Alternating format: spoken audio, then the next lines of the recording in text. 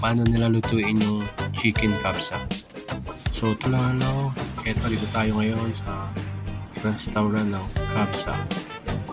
So sinubukan ko kumain ng isa sa mga specials nila na chicken kabsa with tomato sauce.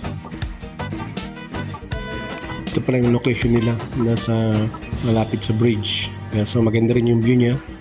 So habang kumakain kami, nakikita ka mga dumadaang mga sasakyan.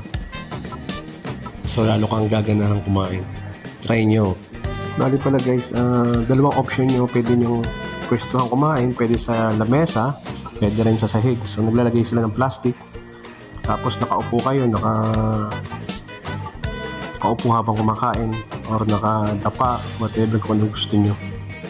Pero the best tong experience.